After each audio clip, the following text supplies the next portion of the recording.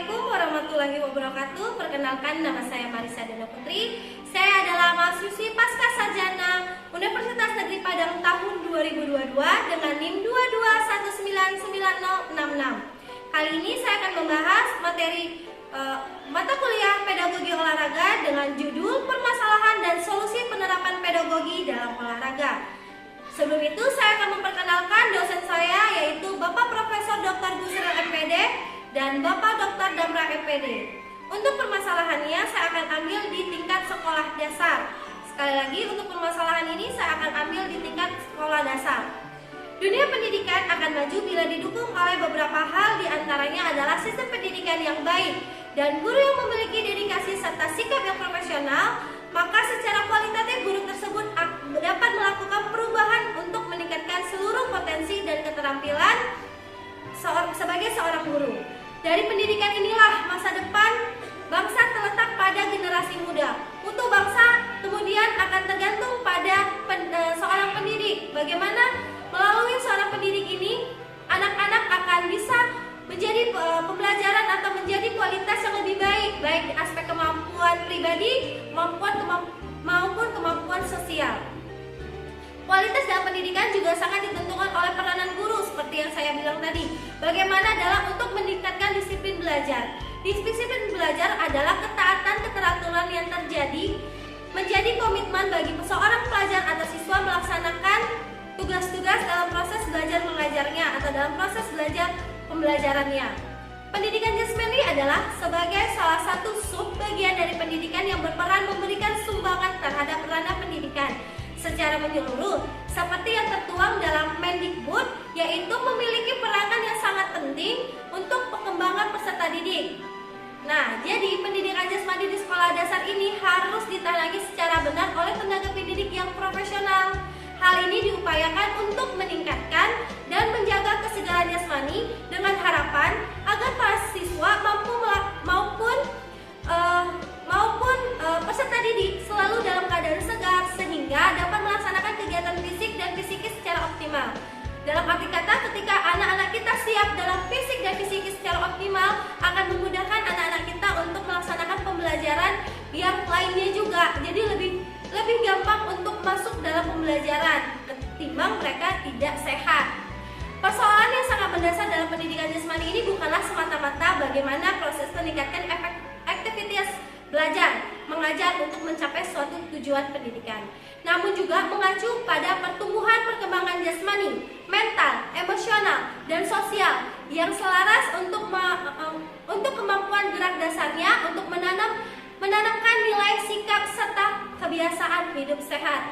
Jadi di sini pendidikan jasmani sangatlah ditekankan, mengingat dari pendidikan jasmani kita tuh bisa membuat pertumbuhan mentalnya, emosionalnya, sosialnya, bahkan kita juga bisa memperbaiki gerak dasarnya dan juga menanamkan nilai-nilai sikap sopan santun dan menjadikan hal-hal tersebut dalam kehidupan mereka sehari-hari. Baik, dengan adanya pembahasan ini, permasalahan dan solusi penerapan pedagogi dalam olahraga, saya mengharapkan kita semua dapat mengimplementasikan ilmu pedagogik pada setiap aktivitas pembelajaran yang akan dilaksanakan. Selanjutnya menjadi tugas kita bersama atau tanggung jawab kita bersama untuk bagaimana mengedukasi rekan-rekan seprofesi kita untuk bisa menerapkan ilmu pedagogi ini dan dapat diterapkan dan dapat dirasakan langsung oleh peserta didik kita. Namun yang terjadi di lapangan adalah masih banyak para tenaga ahli yang belum dapat secara maksimal meningkatkan kemampuan pedagogiknya atau menerapkan pedagogik olahraganya. Hal ini masih kita jumpai dalam proses belajar mengajar dan saat menjalankan program-program latihan atau seperti di ekskul, itu masih ada yang cenderung monoton, tidak mampu berimprovisasi dan tidak mampu untuk berekreasi. Hal ini membuat anak-anak menjadi jenuh. Kemampuan improvisasi atau kreasi ini sangat dibutuhkan agar tidak terjadi seperti yang saya bilang tadi, pembelajaran yang jenuh atau pembelajaran yang monoton, sehingga membuat anak-anak kalau tidak monoton dan tidak bosan itu akan lebih fokus, lebih antusias, lebih semangat dalam mengikuti aktivitas berolahraga. Selain itu, pembelajaran PJOK di SD pada umumnya banyak mengalami kendala, sehingga membutuhkan perhatian yang sangat khusus dari segala pihak yang terkait PJOK di SD. Maka kendala-kendala tersebut harus segera kita cari jalan keluarnya atau cari solusinya agar kendala tersebut bisa kita atasi bersama. Baik, identifikasi masalah saya adalah seperti yang saya bilang tadi. 1. Kendala apa aja ya yang ada di dalam pembelajaran PJOK di SD, dan yang kedua bagaimana pemecahan masalahnya, bagaimana alternatifnya. Sekali lagi ya rekan-rekan, di sini saya akan mengambil di PJOK di SD. Jadi saya fokusnya di SD saja. Baik, bagaimana pembahasan dan alternatif pemecahan masalah? Kualitas pendidikan jasmani saat ini terbilang menyedihkan dan bahkan sering dianggap enteng ataupun beberapa kali saya dengar agak dilecehkan. Hal ini diungkap oleh Baltimbang Diknas yang mengatakan menjelang ujian akhir sekolah, pasti sekolah langsung mengatakan tidak perlu ada kegiatan aktivitas pendidikan jasmani karena menurut mereka penuturan mereka adalah akan mengganggu terjadinya ujian pembelajaran. Padahal hal itu salah. Melalui pendidikan jasmani, anak itu riang, semangat, sehat, tidak bosan, jadi mereka lebih mudah untuk menerima pembelajaran. Disinilah kemampuan kita, bagaimana kita untuk bisa menjelaskan kondisi ini, bagaimana kita bisa mampu menjalankan tugas secara profesional. Kondisi saat ini menunjukkan banyak guru ketika membuka pembelajaran menyuruh anak hanya senam, hanya melakukan lari atau pemanasan statis dinamis, kemudian teknik dasar yang diberikan dengan suasana tegang. Karena guru pendidikan jasmani dianalogikan sebagai penegak disiplin dan kekerasan di sekolah. Tidak aneh kalau dibilang di sekolah itu guru olahraga adalah guru yang memegang tanduk kekuasaan dengan disiplin yang sangat kuat dan tegas. Hal ini boleh-boleh saja, namun harus kita batasi bagaimana untuk mendekatkan diri dengan proses pembelajaran yang baik. Nanti akan kita bahas. Terkadang anak disuruh melakukan gerak dasar yang melebihi dari kemampuan mereka. Dan yang lebih kerennya lagi adalah masih banyak di antara rekan-rekan guru saya yang menyuruh anak dan mereka masih berada di bawah pohon untuk melindungi dirinya dari panas sambil memegang peluit. Peristiwa ini berlangsung dari waktu ke waktu sehingga tidak terpikir oleh kita bagaimana menciptakan strategi pembelajaran lebih menarik dan menyenangkan. Nah, ini adalah tugas kita bersama. Guru yang tidak memahami bidang ilmu perkembangan motorik anak, biasanya mereka akan semena-mena menganggap anak itu adalah sama fisiknya dengan orang dewasa. Seperti yang saya bilang tadi, mereka lebih cenderung atau guru ini lebih suka memberi tugas yang di luar dengan kemampuan tubuhnya, tidak memperhatikan pertumbuhan perkembangan mereka. Jadi sehingga tugas yang diberikan itu melebihi dengan kemampuan fungsional tubuhnya. Jadi anak-anak ini akan merasa kebingungan atau merasa keberatan melakukan olahraga. Padahal olahraga di sekolah adalah olahraga yang bermain. Dan saya juga masih melihat proses pembelajaran ini terpusat pada guru. Dan masih banyak kelemahan-kelemahan lainnya. Salah satu beberapa kelemahannya itu adalah kurangnya pengembangan dan variasi aktivitas belajar, kurangnya pemahaman dan dampak kebugaran jasmani dan gaya hidup sehat peserta didik, kurangnya pengalaman guru dalam mengintegrasikan aktivitas pendidikan jasmani dengan pendidikan lainnya, kurangnya pengembangan aspek afektif sehingga tidak mampu mengembangkan keterampilan sosial bekerjasama kesenangan anak terhadap pendidikan jasmani. Terus lalu kurangnya pemberian bantuan kepada anak agar mengerti emosi yang dirasakan pada waktu melakukan aktivitas jasmani tidak perlu disalurkan. Ya, intinya dalam bentuk fair play. Lalu kurangnya kemampuan guru dalam melaksanakan tugas ajar yang sukar membuat mereka bosan atau monoton. Bahkan setelah bosan mereka akan frustasi karena kegiatan olahraga itu terlalu melebihi dari mereka sehingga mereka jadi malas untuk belajar, untuk melakukan aktivitas jasmani. Dan yang terakhir ini adalah semuanya karena mereka malas jadi kuranglah waktu jumlah aktif mereka belajar. Mereka mengikuti aktivitas olahraga namun mereka tidak aktif dalam aktivitas belajar tersebut, banyak duduk, banyak diam, banyak berdiri. Nah, tujuan PJOK sesuai dengan kurikulum PJOK di SD ialah membantu siswa untuk memperbaiki derajat kesehatan dan kesegaran jasmaninya melalui pengertian pengembangan sikap afektif, psikomotorik, dan kognitif. Nah, tujuannya utama itu yaitu tadi bagaimana kita menumbuhkan manfaat kesehatan itu sendiri, bagaimana kita menerapkan perkembangan secara sikap mereka, bagaimana kita mengajarkan sikap spiritual mereka. Dari pendidikan ini kita insya Allah bisa untuk menerapkan hal-hal tersebut. Metode pembelajaran dapat diartikan sebagai cara yang digunakan untuk mengimplementasikan rencana yang sesuai dengan yang kita susun dalam bentuk nyata dan praktis untuk mencapai tujuan pembelajaran secara optimal. Metode dalam rangkaian sistem pembelajaran memang perannya sangat penting. Keberhasilan implementasi strategi pembelajaran sangat tergantung pada cara guru menggunakan metode pembelajaran. Karena suatu strategi pembelajaran hanya mungkin dapat diimplementasikan melalui metode pembelajaran itu sendiri. Bagaimana nih cara mengatasinya? Yaitu mencetak kembali materi PJOK yang ada pada kompetensi dasarnya. Kan sudah diberikan oleh pemerintah. Itu ada kompetensi dasar, kita hanya mengikuti. Tapi bagaimana kita memodifnya? Di sini saya akan melihat kembali lebih spesifik bagaimana sih penerapan pedagogi khususnya di sekolah dasar. Saya mengambil 3, yaitu sarana prasarana, yang kedua sumber buku belajar, dan yang ketiga adalah tenaga pendidikan. Saya akan bahas ke sarana dan prasarana. Keberhasilan pembelajaran PJOK di SD tidak akan lepas dari sarana dan prasarana yang ada di sekolah tersebut. Pada umumnya, setiap SD tidak mempunyai sarana dan prasarana yang lengkap, sehingga merupakan masalah yang harus dicari solusinya atau pemecahannya, agar pembelajaran PJOK tidak terganggu. Nah, sarana prasarana ini bisa meliputi dari 3 hal Bapak Ibu, yaitu alat-alat, yang kedua perkakas, dan ketiga fasilitas. Nah, kita akan membahas pertama alat.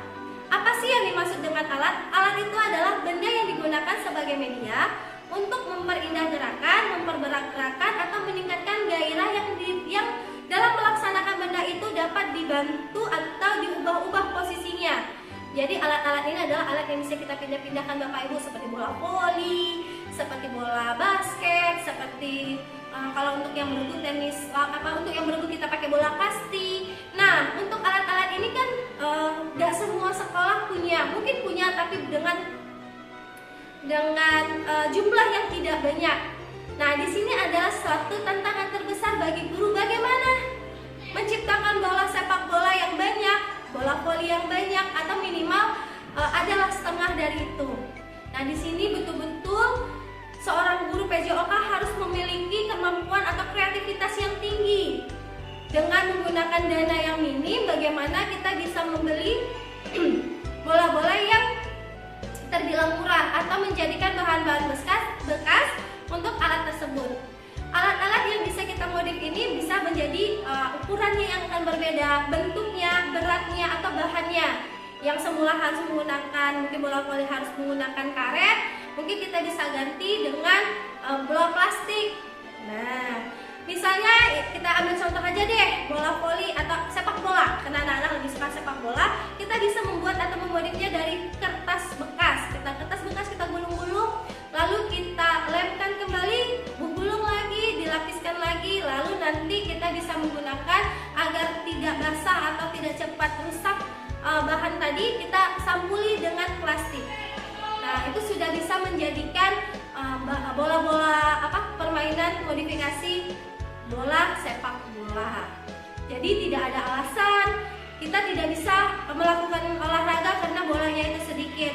Alat tersebut bisa dibuat sesuai dengan kebutuhan siswa kita agar tetap terjadinya pembelajaran yang sesuai dengan yang ada di sekolah tersebut. Lanjut, kita akan bahas perkakas. Nah, perkakas ini adalah media yang sama, alat juga, tapi dia medianya itu tidak bisa dipindah-pindahkan. Biasanya itu seperti peti lompat, palang tunggal, palang sejajar. Biasanya untuk di SD ini sangat minim. Kendalanya itu mereka tidak memiliki perkakas seperti yang tercantum dalam buku-buku panduan guru. Sehingga mungkin kalau misalnya saya ambil contoh adalah untuk lompat kangkang. Di sini kita bisa mencoba alat ketangkasan lompat kangkang itu dengan ban bekas dan triplek serta bahan bekas di atasnya. Nanti di situ anak-anak tetap bisa melakukan lompat kangkang tanpa dengan peti lompat yang sesungguhnya. Akan lebih beresiko kalau misalnya Bapak Ibu menggunakan punggung. Karena kenapa? Karena ada tekanan untuk didorong. Nah, nanti akan saya kasih lihat di sini ya. Nanti akan saya kasih lihat gambar lompat kangkang yang sudah saya modifikasi. Baik, nah ini bagaimana ya? Maksudnya kenapa saya memodif ini? Setidaknya anak-anak saya tahu bagaimana cara melompat kangkang walaupun dengan tidak menggunakan alat yang sebenarnya. Jadi dengan hal ini kita bisa mengatasi kendala yang kita hadapi sehingga kendala itu bisa dipecahkan secara bersama. Lanjut, yang ketiga adalah fasilitas. Biasanya fasilitas di sekolah-sekolah itu minim, artinya lapangannya yang kecil dan tidak luas. Bagaimana nih seorang guru untuk bisa memodifnya, yaitu dengan aturan lapangannya, dengan diminimkan atau dengan aturannya lebih dipersempit sehingga pembelajaran itu tetap terlaksana. Walaupun ruangannya itu ruangan kecil, kita harus mampu memodifikasinya sehingga dapat melakukan aktivitas yang serupa dengan olahraga itu sendiri. Nah, jadi ini udah 3 hal yang perlu diperhatikan guru-guru. Lalu yang kedua adalah buku sumber. Seperti bidang pelajaran yang lain, pembelajaran Penjas selalu mengalami kemajuan sesuai dengan perkembangan ilmu. Hal ini dinyatakan oleh Raktom, menyatakan bahwa pada saat ini Penjas di seluruh dunia merupakan salah satu bidang kurikulum yang berkembang dengan sangat pesat di pendidikan di sekolah dasar. Buku-buku sumber yang dipakai mestinya sesuai dengan perkembangan Penjas itu sendiri. Artinya, hendaklah seorang guru Penjas menggunakan buku-buku Penjas lainnya, mau itu buku lama atau buku baru.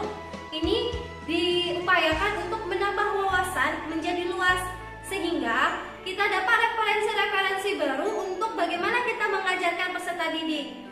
Kalau hanya mengandalkan dari tamatan kuliah saja, yang namanya tadi balik lagi pembelajaran atau ilmu itu selalu berubah-ubah. Kita sebagai guru harus membuka diri dalam mengupgrade pembelajaran. Buku-buku sumber yang lain bisa juga digunakan, buku elektronik di internet juga banyak. Jadi di sini alternatif permasalahannya adalah guru Penjas harus aktif mencari buku sumber acuan yang terbaru sehingga wawasannya menjadi luas dan pembelajaran Penjas di SD dapat berkembang pengetahuannya. Dan yang ketiga adalah tenaga pengajar. Nah, tenaga pengajar ini akan saya bahas secara sedikit detail, tapi tidak terlalu menjurus. Nah, tugas seorang guru Penjas tidaklah mudah, dan tugas tersebut tidak bisa dilemparkan kepada orang lain. Sukitan mengatakan bahwa guru Penjas harus mengetahui dan mampu membentuk suasana yang kondusif untuk melaksanakan pendidikan. Tanggapan terhadap perubahan-perubahan yang terjadi, kreatif, menciptakan suasana atau pembelajaran yang kondusif, membuat pembelajaran dengan senang hati sehingga peserta didik akan mampu melaksanakan kegiatan dengan sukarela. Pencapaian tujuan Penjas memerlukan guru Penjas yang memiliki pengetahuan tentang Penjas sehingga yang dilaksanakan itu diyakini akan memperoleh hasilnya yang baik, menganalisis gerak sehingga dapat mempermudahkan pembelajaran tersebut. Guru diharapkan mampu menciptakan aktivitas jasmani yang dapat mengembangkan rasa sosial anak, membina mental, mampu menganalisis gerak-gerak tersebut dan menjadikan urutan pembelajaran itu lebih baik. Kendalanya di sini adalah masih banyak tenaga pendidik atau tenaga kita yang tidak semuanya paham dengan metode pembelajaran pedagogi ini. Bagaimana alternatifnya? Yaitu sekarang pemerintah sudah banyak memberikan pelatihan khusus guru olahraga. Sudah banyak pelatihan yang diberikan oleh pemerintah. Bahkan di SIM PKB juga, platform SIM PKB itu juga banyak untuk bagaimana mengatasi anak-anak yang berdepresiasi. Nah, di situ banyak, bahkan bagaimana kita juga sebenarnya intinya adalah bagaimana kita mengupgrade diri. Kalau kita mengupgrade diri, insya Allah kita akan tahu nih perkembangan zaman bagaimana untuk mengatasi segala yang terjadi di sekolah. Begitu juga pemerintah membuat PPG, program profesi guru. Nah, program ini banyak sekali materinya, banyak sekali yang dibahasnya, sehingga insya Allah keluaran PPG ini punya alternatif apa masalah yang akan dihadapi guru. Mereka tidak akan kebingungan, bahkan mereka mampu untuk mengelola kekurangan-kekurangan yang ada dengan bagaimana mereka diberikan masalah dan mereka harus memecahkan masalah sehingga pembelajaran tetap akan dilaksanakan di sekolah sehingga jam waktu belajarnya pun juga akan mungkin meningkat. Baik, kesimpulan, permasalahan yang terjadi dalam pelaksanaan pendidikan jasmani di sekolah dasar merupakan sebuah masalah yang sebetulnya dapat diperbaiki. Fungsi kedudukan pendidikan jasmani sangatlah penting dalam mewujudkan tujuan pendidikan, yaitu berkembangnya potensi peserta didik agar menjadi manusia yang beriman, bertakwa, berakhlak mulia, sehat, berilmu, cakap, kreatif, mandiri, dan menjadi warga negara yang demokratis serta tanggung jawab. Jelas dikatakan di sana sehat, maka pendidikan jasmani sangatlah penting kedudukannya, sehingga problematika yang terjadi sudah kita bahas tadi bisa teratasi dan mencari solusinya. Menjadikan guru-guru PJOK yang profesional akan mendapatkan atau dapat kita jadikan suatu hal yang baik juga di lingkungan, dan kita juga mampu untuk menerapkan atau berbagi ilmu kepada bidang-bidang ilmu olahraga lainnya atau rekan-rekan sejawat dalam masyarakat. Saran, besar harapan saya kita dapat mengedukasi rekan-rekan kita dalam mengatasi problematika yang ada di sekolah dasar, sehingga seorang pendidik tetap melaksanakan pendidikannya tanpa ada masalah atau tanpa ada alasan untuk tidak melakukan. Ingat, dari kita akan terlahirlah orang-orang yang sehat, cerdas, taat, sopan, santun, sehingga kita bisa mampu membuat suasana pembelajaran yang senang, menjadikan anak-anak kita semangat untuk belajar. Sekian dulu pemaparan materi saya. Banyak bahasa atau kata yang kurang, saya minta maaf. Terlebih terkurang, saya akhiri dengan Assalamualaikum warahmatullahi wabarakatuh. Terima kasih.